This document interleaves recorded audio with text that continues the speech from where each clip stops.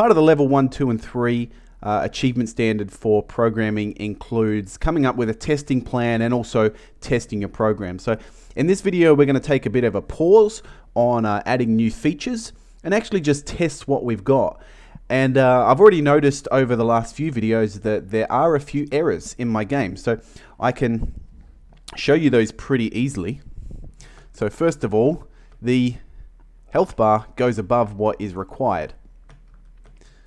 And I'll just try and find an oil slick.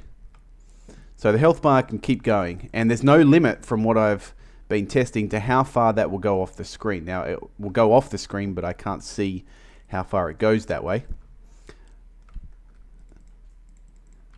And ammo counter as well, I'm at -1, and I don't know if you can see that, -1, and I can still shoot. So that's an issue that needs to be resolved. And lastly, if I can find the oil slick, I might just go and put a whole bunch in the room. Oh, there's one in the room already, so I'll just drive over that at the start. It's a little bit hard to kind of figure this one out. As I drive over it, it doesn't pick it up until it doesn't want to pick it up at times, and other times it will. So I'll go.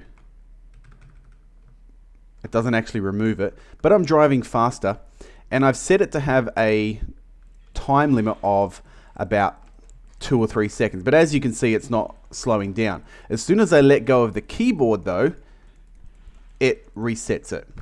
Okay, and I'm back to normal speed. So there's a few things there that we want to fix up. The ammo counter and the health bar are the easiest ones to fix up. And they are because I made an error earlier on that I didn't pick up until now. So in the collision event for the object health pickup, in the increase health bit, what I've done is I've increased the player health by 20, and then I've attempted to clamp it. But what clamp does, clamp resolves, this expression here resolves to a number. So what it does is it looks at player health and it says, is it less than 0? If it's less than 0, then this will become 0. If it's greater than 100, then this will become 100. If it's anywhere in between, it just stays that number. So what I actually need to do, this is resolving to a number, and it's not actually assigning anything to player health. So for example, if it comes to this line of code, so I've got player health is now on 120, and it says, okay, 120. Well, that's greater than 100. So I'm just going to write the number 100 here, and then the computer will ignore it, doesn't know what this 100 is doing, just floating around, ignores it. Player health is still set to 120.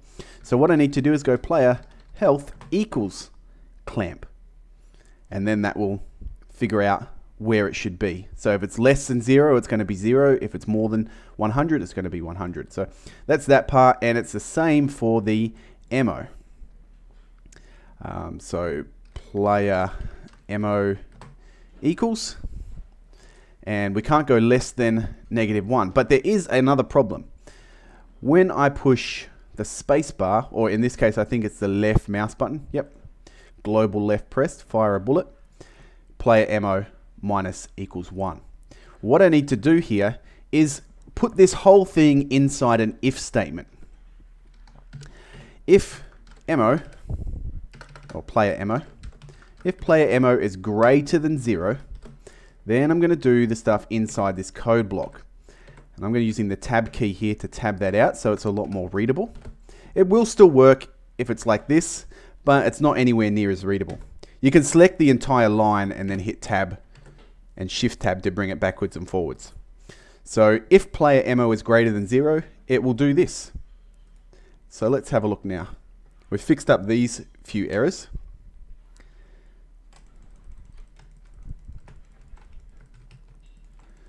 I'll get my ammo down really low, and so once it gets down to 0, I can't do anything else.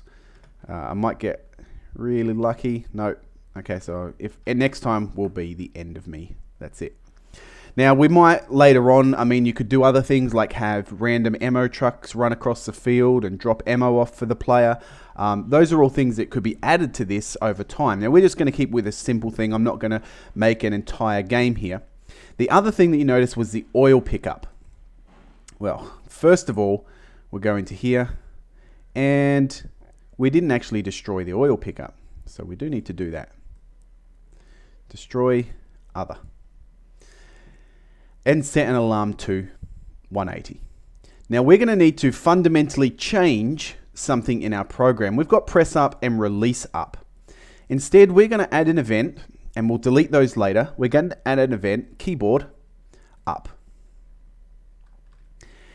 And we're also going to go back to our create event and set a custom, or not a custom, a built-in property, which is called friction. Now, if you set the friction kind of goes between 0, which is no friction, to 1, which is full friction, you won't be able to move. So we're going to set this to about 0.3. So friction equals 0.3. And this is going to affect all movement for the speed values. So down here, we've set our friction equals 0.3. Now in the up, what I'm going to do, I'm going to write a little bit of code here. And we go if,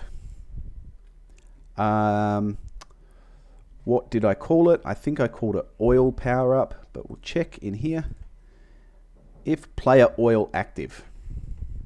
If player oil active equals true, and we're pushing up, speed equals move speed times 2. And else speed equals move speed. Because when we're pushing up, we want it to move. Now we can get rid of these down here. This just moves forward, and it's pretty much the same thing as I just did then. So you could have actually gone change, change, where am I doing it? Oh, change it to keyboard up, and that would have done the same thing.